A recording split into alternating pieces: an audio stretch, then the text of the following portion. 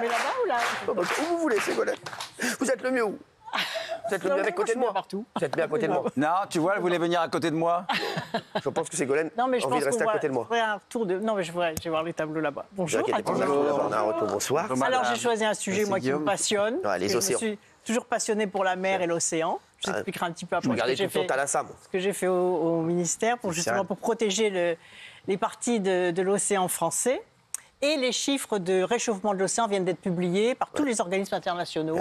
Que ce soit les centres de recherche américains, le GIEC qui travaille sur le réchauffement climatique en France, les ONG comme Bloom, la plateforme Océan Climat, parce qu'il faut savoir que la France, on a quand même ce qu'il y a de meilleur en termes de scientifiques sur l'océan, d'administration sur l'océan, d'ONG sur l'océan, etc. Et donc, c'est un sujet qui nous passionne et nous sommes une des premières puissances maritimes au monde, puisque nous disons que le soleil ne se couche jamais sur les eaux françaises, puisque, comme je vous expliquerai tout à l'heure, l'atoll de Clipperton ou les îles Kerguelen, sur lesquelles j'ai créé des sites protégés. Alors, qu'est-ce qui se passe aujourd'hui? On a mesuré donc, en mars dernier que jamais l'océan n'avait été aussi chaud. Et pendant très longtemps, on ne s'est pas intéressé à l'océan. Par exemple, dans les premières négociations sur le GIEC, il n'y avait pas l'océan. Pourtant, c'est 70% de la planète, la surface de l'océan, même un peu plus. Et c'est l'océan qui absorbe le réchauffement climatique. Et là, on se rend compte qu'il y a un tel réchauffement climatique que l'océan est en train, à son tour, de se réchauffer, puisque l'Observatoire océanique américain a calculé qu'en un an, l'océan s'était réchauffé, de quoi faire bouillir 2,3 milliards de piscines olympiques. T'es pas un océan, toi? Non, mais soyez, Daniel. Non, mais c'est fou. Donc, alors, quelles sont les conséquences? D'abord, les cyclones, qui sont de plus en plus violents, parce qu'il y a un réchauffement avec un contraste entre l'air et l'océan. L'impact sur la vie marine, la destruction des poissons, la destruction de l'écosystème marin, les migrations des poissons qui changent, etc. Le gonflement du volume d'eau. Donc, la hausse du niveau de la mer. Non, mais c'est quand je me mets là aussi, je vais aller là-bas.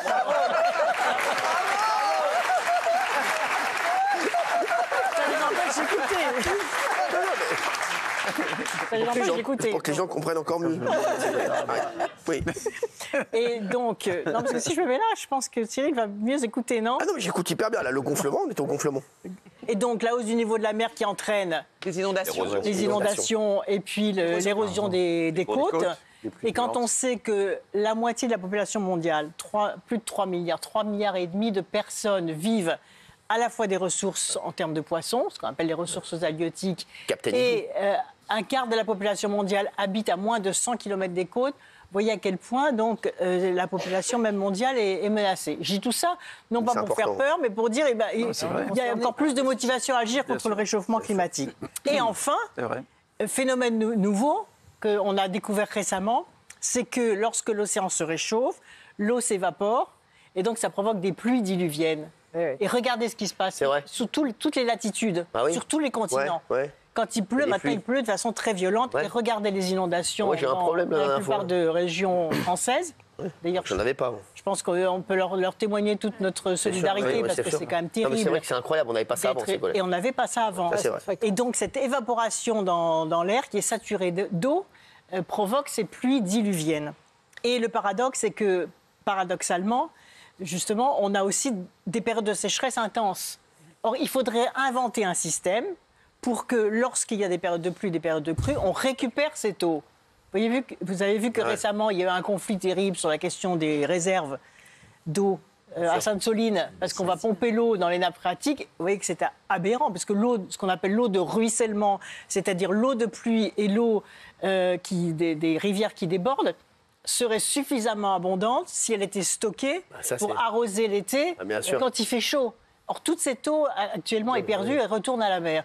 Donc là, il y a des technologies à inventer, la réactivité à avoir, de bon sens par rapport à ce potentiel. C'est vrai, c'est important, d'autant plus que vous voyez, les Pyrénées-Orientales, ils sont en pleine sécheresse. Vous vous rendez compte ? Alors qu'en France, partout en France, on est sous la pluie. Bien sûr, c'est vrai. Et il y a des inondations partout, et là-bas, c'est la sécheresse. Bien sûr. C'est pas normal, il faudrait trouver des digues, je sais pas, des chemins pour amener l'eau là-bas. Mais même dans les régions concernées qui sont actuellement sous l'eau, elles vont sans doute subir la sécheresse l'été prochain. Cette Sainte-Soline que je connais bien, près du Marais Poitevin, s'il y a de la sécheresse, alors qu'aujourd'hui, les rivières débordent. et l'eau n'est pas stockée. Donc là, il y a vraiment un travail intelligent à faire. C'est intéressant, là, ça. Hein. Bah oui. Alors en plus, l'océan est frappé, non seulement souffre de ce réchauffement climatique avec les conséquences qu'on vient de voir, mais en plus il y a la pollution. Il y a l'équivalent d'un continent entier. C'est comme si un continent européen de plastique sous l'eau. Donc là aussi, franchement, il faudrait là aussi accélérer les interdictions de sacs plastiques à usage unique, ce que j'avais fait d'ailleurs. Puis après, les lobbies sont revenus à la charge, mais là, il y a un vrai problème. Et puis, il y a un impact aussi sur ce qu'on appelle le blanchiment du corail. Alors, je vous avais préparé 2 belles photos. Alors, le blanchiment du corail. Le corail vivant et le corail anéanti. Vous connaissez combien d'océans, Polska? J'y pensais, là. Ouais, bah oui. Télépathie. Non, pas télépathie, juste... question. Comment vous connaissez l'océan? Océan Atlantique, océan Pacifique, océan Antarctique. Non. Si. Non, enlève-le celui-là. Merci. Mais non, c'est pas vrai. C'est bien. Non, c'est une bonne question. Et il y en a un autre. Et il y en a 5. Celui vers l'Australie. Indien. Bien sûr, indien.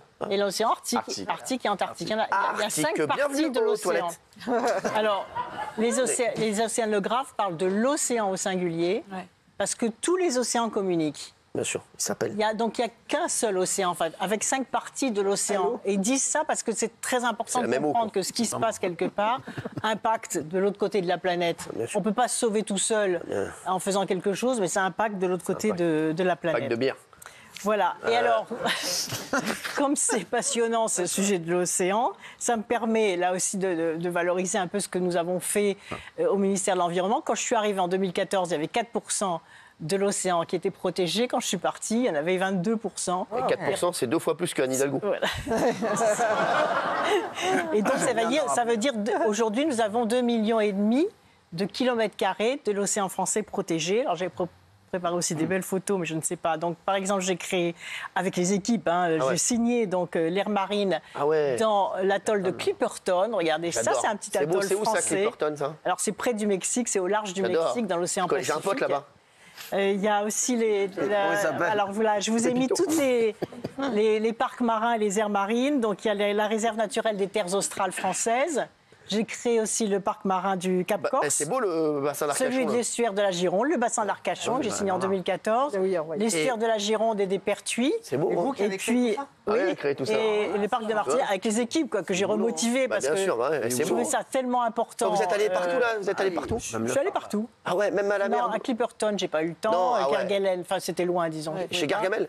Aux îles Kerguelen, dans les terres australes françaises.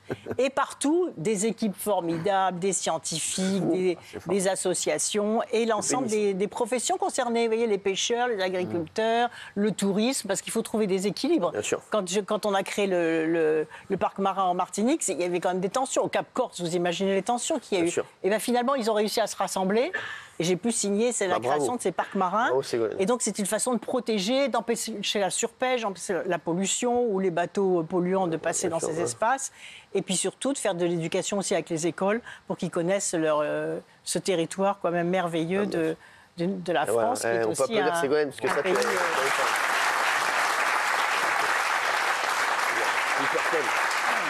moi, ça m'a donné envie d'aller à Clipperton. Ah oui, pourquoi pas? Là, c'est à côté du Mexique, je savais pas. J'adore, j'avais été au Mexique. Le prince Albert de Monaco, quand j'ai classé Clipperton, m'a remercié. Parce qu'il a fait son service militaire dans la marine à Clipperton. Ah ouais, c'est intéressant. C'est fou ça. Bah, lui, il a fait son service militaire à Touloum avec Pépito de Belon. Il y a le musée océanographique. Il y a le musée océanographique à Monaco. Ah oui. Et donc, il avait beaucoup suivi toutes ces créations d'aires marines protégées, de parcs marins. C'est fort. Voilà, donc c'était passionnant. Alors, on va parler maintenant. Franchement, Gilles, tu regardes, vous regardez Ségolène, vous êtes subjugué. Je bois ses paroles, c'est exactement le mot. Fais gaffe de ne pas devenir ivre de Ségolène. Vous savez que la semaine dernière, elle nous a parlé d'une exposition des impressionnistes. Bien sûr. Le jeudi, le dimanche, j'y étais avec ma fille. Non, c'est pas Alors, justement, j'ai choisi aujourd'hui de continuer. Mais non, tu veux pas lui parler d'un truc très loin, comme ça, il y va.